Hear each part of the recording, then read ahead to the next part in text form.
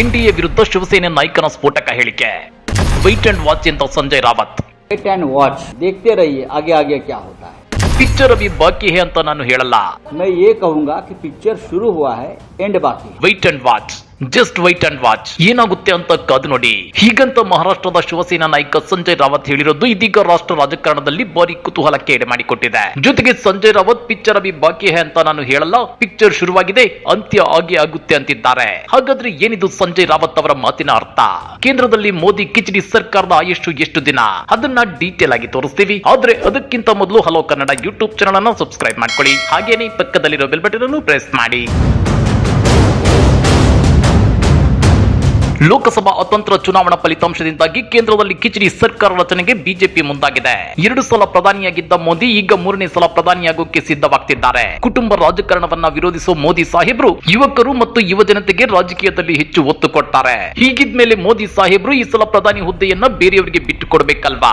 ಇವರೊಬ್ಬರೇ ಎಷ್ಟು ಸಲ ಪ್ರಧಾನಿ ಆಗ್ಬೇಕು, ಬೇರೆ ಯಾರು ಪ್ರಧಾನಿ ಆಗ್ಬಾರ್ದಾ? ಮೋದಿ ಅವರಿಗೆ ಇದು ಸ್ವಾರ್ಥ ಅನಿಸೋದಿಲ್ವೇ ಅನ್ನೋ ಮಾತುಗಳು ಕೇಳಿ ಬರ್ತಿವೆ. ಅಷ್ಟೇ ಅಲ್ಲ, ಮೋದಿ ಬೇರೆಯವರಿಗೆ ಒಂದು ರೂಲ್ ಮಾಡ್ತಾರೆ, ತಮಗೆ ಮಾತ್ರ ಬೇರೆ ರೂಲ್ ಮಾಡ್ಕೊಂತಾರೆ ಅನ್ನೋ ಮಾತುಗಳು ಬಲವಾಗಿ ಕೇಳಿ ಬರ್ತಿವೆ. ಸಿಂಪಲ್ ಆಗಿ ಹೇಳ್ಬೇಕು ಅಂದ್ರೆ ಮೋದಿ ಅವರಿಗೆ ಸ್ವಾರ್ಥ ಹೆಚ್ಚಾಗಿರುವಂತೆ ಕಂಡು ಬರ್ತಿದೆ. ಅಧಿಕಾರ, ದರ್ಪ, ದೌಲತ್ತಿಗಾಗಿ ಮೋದಿ ಹಾತೊರೆಯುತ್ತಿದ್ದಾರಾ ಅನ್ನೋ ಅನುಮಾನವೂ ಕಾಡ್ತಿದೆ. ಸದ್ಯ ಎನ್ಡಿಎ ಮಿತ್ರ ಪಕ್ಷಗಳು ಮೋದಿ ಅವರನ್ನ ಪ್ರಧಾನಿಯನ್ನಾಗಿ ಒಪ್ಪಿಕೊಂಡಿರಬಹುದು. ಆದ್ರೆ ಮುಂಬರುವ ದಿನಗಳಲ್ಲಿ ಮೋದಿ ನಡೆನುಡಿ ಮತ್ತು ವರ್ತನೆ ಮಿತ್ರ ಪಕ್ಷಗಳಿಗೆ ಹಿಡಿಸದೇ ಇರಬಹುದು. ಆಗ ಪ್ರಧಾನಿ ಹುದ್ದೆಗಾಗಿ ಮಿತ್ರ ಪಕ್ಷಗಳು ಪಟ್ಟು ಹಿಡಿಯುವ ಸಾಧ್ಯತೆ ಇದೆ.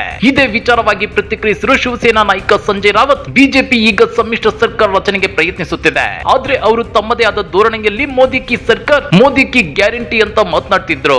ಈಗ ಸಮ್ಮಿಶ್ರ ಸರ್ಕಾರದಲ್ಲಿ ಹೀಗೆ ಮಾತನಾಡಲು ಸಾಧ್ಯವಾಗುತ್ತಾ ಅಂತೇಳಿ ಪ್ರಶ್ನೆ ಮಾಡಿದ್ದಾರೆ. ಎನ್ಡಿಎ ಭಾಗವಾಗಿ ಚುನಾವಣೆಯಲ್ಲಿ ಸ್ಪರ್ಧಿಸಿದ್ದ ನಿತೀಶ್ ಕುಮಾರ್ ಮತ್ತು ಎನ್ ಚಂದ್ರಬಾಬು ನಾಯ್ಡು ಅವರು ಸಮ್ಮಿಶ್ರದಲ್ಲಿ ಇರೋ ಸಾಧ್ಯತೆ ಇದೆ. ಆದ್ರೆ ಹೊಸ ಎನ್ಡಿಎ ಸರ್ಕಾರದ ಮುಂದೆ ತಮ್ಮ ಬೇಡಿಕೆಗಳನ್ನ ಇಟ್ಟಿದ್ದಾರೆ. ಇನ್ನ ಚಂದ್ರಬಾಬು ನಾಯ್ಡು ಮತ್ತು ನಿತೀಶ್ ಕುಮಾರ್ ಎಲ್ಲರ ಸ್ನೇಹಿತರು. ಅವರು ಪ್ರಜಾಪ್ರಭುತ್ವ ಮತ್ತು ಸಂವಿಧಾನಕ್ಕೆ ಬೆದರಿಕೆ ಹಾಕುವವರನ್ನ ಬೆಂಬಲಿಸಬೇಕು ಅಂತೇಳಿ ನಾನು ಭಾವಿಸೋದಿಲ್ಲ ಅಂತೇಳಿ ಸಂಜಯ್ ರಾವತ್ ಹೇಳಿದ್ದಾರೆ. ಇನ್ನ ನಿನ್ನೆ ನಿತೀಶ್ ಕುಮಾರ್ ಪ್ರಯಾಣಿಸಿದ ಅದೇ ವಿಮಾನದಲ್ಲಿ ನವದೆಹಲಿಗೆ ಹಾರಿದ ನಂತರ ಆರ್ಜೆಡಿಯ ತೇಜಸ್ವಿ ಯಾದವ್ ಅವರು ವೇಟ್ ಅಂಡ್ ವಾಚ್ ಅಂತ ಹೇಳಿದ್ರು. ಇದು ಇಂಡಿಯಾ ಬಣದ ನಾಯಕರು ತಮ್ಮ ಮುಂದಿನ ನಡೆಯ ಬಗ್ಗೆ ಸಸ್ಪೆನ್ಸ್ ಅನ್ನ ಉಳಿಸಿಕೊಂಡಂತೆ ಕಂಡು ಬರ್ತಿದೆ. ಇದರ ಬೆನ್ನಲ್ಲೇ ಇದೀಗ ಶಿವಸೇನೆ ನಾಯಕ ಸಂಜಯ್ ರಾವತ್ ಅವರು ಕೂಡ ವೇಟ್ ಅಂಡ್ ವಾಚ್ ಅಂತ ಹೇಳಿದ್ದಾರೆ. ಪಿಕ್ಚರ್ ಅಭಿ ಬಾಕಿ ಹೇ ಅಂತ ನಾನು ಹೇಳಲ್ಲ, ಆದ್ರೆ ಪಿಕ್ಚರ್ ಆರಂಭವಾಗಿದೆ, ಅಂತ್ಯ ಬಾಕಿ ಇದೆ.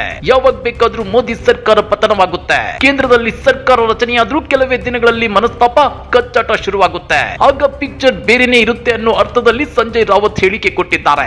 वेट एंड वॉच, मैंने कल भी कहा है, देखते रहिए आगे आगे क्या होता है. आगे बहुत कुछ होने वाला है.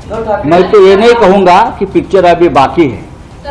मैं ये कहूंगा कि पिक्चर शुरू हुआ है, ಎಂಡ್ ಬಾಕಿ. ಹಾಗಾದ್ರೆ ಎನ್ಡಿಎ ಮಿತ್ರಕೂಟದ ವಿರುದ್ಧ ಶಿವಸೇನೆ ನಾಯಕ ಕೊಟ್ಟಿರೋ ಈ ಸ್ಫೋಟಕ ಹೇಳಿಕೆಯ ಬಗ್ಗೆ ನೀವೇನಂತೀರಾ? ಕಮೆಂಟ್ ಮಾಡಿ, ವಿಡಿಯೋ ಲೈಕ್ ಮಾಡಿ, ಶೇರ್ ಮಾಡಿ. ಇಂಥ ಮತ್ತಷ್ಟು ರೋಚಕ ರಾಜಕೀಯ ಸುದ್ದಿಗಳನ್ನ ಮಿಸ್ ಮಾಡದೆ ನೋಡ್ಬೇಕು ಅಂದ್ರೆ ಹಲೋ ಕನ್ನಡ ಯೂಟ್ಯೂಬ್ ಚಾನಲ್ ಅನ್ನ ಸಬ್ಸ್ಕ್ರೈಬ್ ಮಾಡ್ಕೊಳ್ಳಿ.